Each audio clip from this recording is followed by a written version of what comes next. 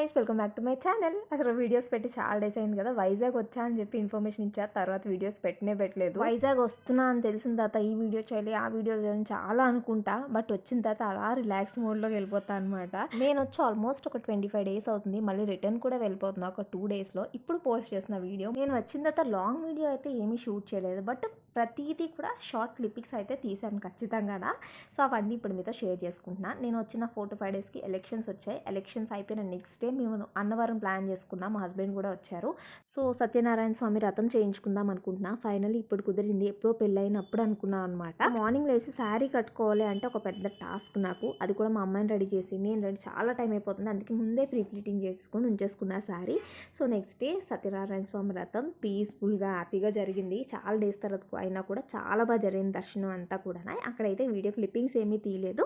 So దర్శనం అది చేసుకొని ఇంటికి వచ్చేసాం. ఇంకా నెక్స్ట్ డే అయితే మా పాపని తీసుకొని బీచ్కి వెళ్ళాం అనమాట. వైజాగ్ రాకముందు నేను అనుకున్న వాటిలో ఇదొకటి ఉంది. ఏంటంటే మా అమ్మాయిని బీచ్కి బాగా అలవాటు చేయాలని చెప్పేసి. తనకి వాటర్ అంటే చాలా చాలా భయం.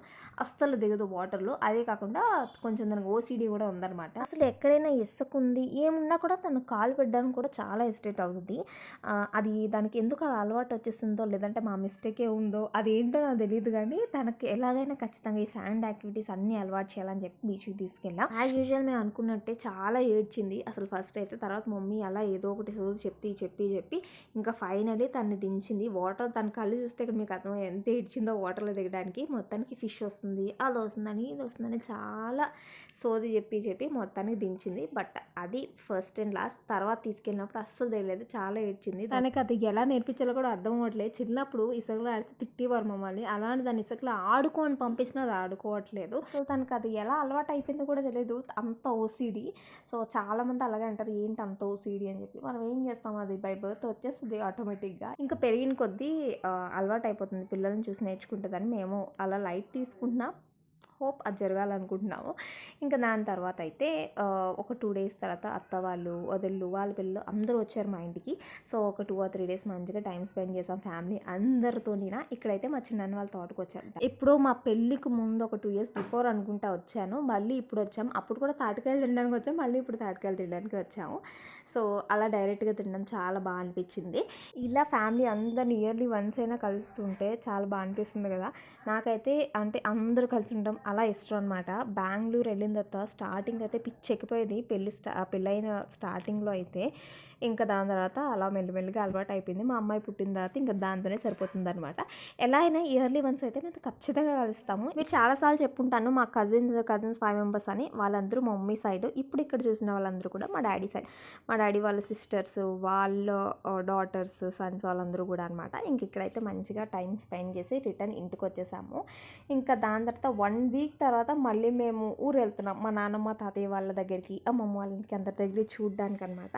సో వాళ్ళకి చాలా ఇయర్లీ వన్స్ వస్తాం కదా, అక్కడికి వెళ్ళి ఒకసారి చూసి మళ్ళీ రిటర్న్ వచ్చేస్తాం అనమాట. అది కూడా ఇది సమ్మర్ కాబట్టి మ్యాంగోస్ కూడా తెచ్చుకోవడానికి అలా అన్నీ కవర్ అయిపోతాయి. ఆ రోజు క్లైమేట్ అయితే మాత్రం చాలా చాలా బాగుంది. వర్షం కూడా చాలా గట్టిగా పడింది అనమాట. ఒక 1.5 hour ఒకే దగ్గర ఉండిపోయాం. అంత పెద్ద వర్షం పడింది. ఆ రోజు అయితే ఇంకా నాన్నమ్మ వాళ్ళ ఇంటికి వెళ్ళిపోయాం. అక్కడైతే ఒక రోజు ఉండి ఇంకా చివరిపాళ్ళు వచ్చాము. మా మావయ్య వాళ్ళ కొడుకు బారసాలన్నమాట. అందుకు మళ్ళీ మా కజిన్స్ అందరూ మీట్ అయ్యాం. బట్ శ్రీని మిస్ అయ్యాడు, వాడికి హాలిడే అది లేదు.